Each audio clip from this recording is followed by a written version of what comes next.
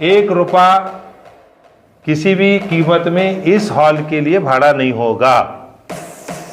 Expenditure charge मैं आपके सामने सब रखूंगा। इतना जो है यहाँ पर लिस्ट लगाई जाएगी कमेटी वालों की तरफ से। जय हिंद दोस्तों, मैं हूं अजीम इनामदार और आप देख रहे हैं आई एक्सप्रेस न्यूज, खबर सच्चाई की। एक रुपया किसी भी कीमत में इस हॉल के लिए भाड़ा नहीं होगा। मैं आप सब लोगों के जरिए से मेरे पूरे मुसलमानों को इस बात की इत्तला दे रहा हूं कि पूरे तरीके से जीरो टॉलरेंस, एक रुपया किसी भी कीमत में इस हॉल के लिए भाड़ा नहीं होगा। एक्सपेंडिचर चार्ज मैं आपके सामने सब रखूंगा। इतना जो है यहाँ पर लिस्ट लगाई जाएगी कमेटी वालों की तरफ से, वो हिसाब से आप लोगों को इस हॉल के लिए आपको चुकता करना होगा। पहली बात, मस्जिद आलमगीरी मस्जिद जो है, इसके अंदर 2 हाफिज साहब को रखा गया है। इनकी पेमेंट, एक ले की पेमेंट जो है 15,000 रुपये है, 2 जने की पेमेंट 30,000 रुपये है, 1 महीने की बात है।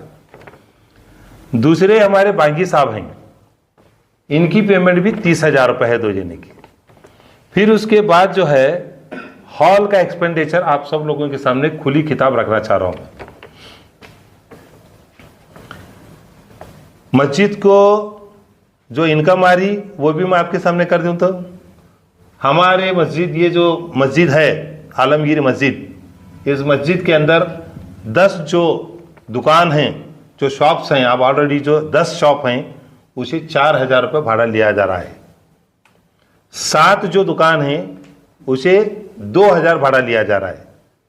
इसके हिसाब से हमारे मस्जिद को कॉम्प्लेक्स के तरफ से मैं देता हूँ, लिखो इसके जो ये है, ये टोटल हमना इनकम जो है हमारे मस्जिद को आने वाली, कॉम्प्लेक्स के जरिए जो मस्जिद को इनकम आ रही, वो इनकम है 54,000 रुपये, तकरीबन 54,000 रुपये इसकी इनकम है। मस्जिद के पेशवाम की और बांगियों की पगार 60,000 रुपये है। ये क्लियर, आप जरा समझ लीजिए बात को। हाँ, फिर इसके बाद जो 54,000 रुपये हैं वो सब कॉम्प्लेक्स के जो शॉप्स जो चला रहे हैं, वो शॉप्स ओनर क्या है मालूम है क्या, एट ए टाइम कभी भी पैसे देते नहीं। कभी 1 महीना छोड़ को देते हैं, कभी 2-3 महीने छोड़ को देते हैं, कभी बरसा के लंबे भी नहीं देते। मिसाल के तौर पर मैं बोल रहा हूँ, मैं उनकी तनकीद नहीं कर रहा हूँ। मिसाल के तौर पर हमारे फजल मुल्ला साहब हैं, उनका बिजनेस चले सो है, बंद नहीं है, उन्होंने 5 साल से रेंट नहीं दिए। ये एक मिसाल है, उनके ऊपर तनकीद नहीं है। उन्होंने चाहे तो अपना भाड़ा ले जाको, बाकी के मैं आगे बोलता हूँ उन्होंने कहा क्या करना कर बोल को। ये एक बात हुई।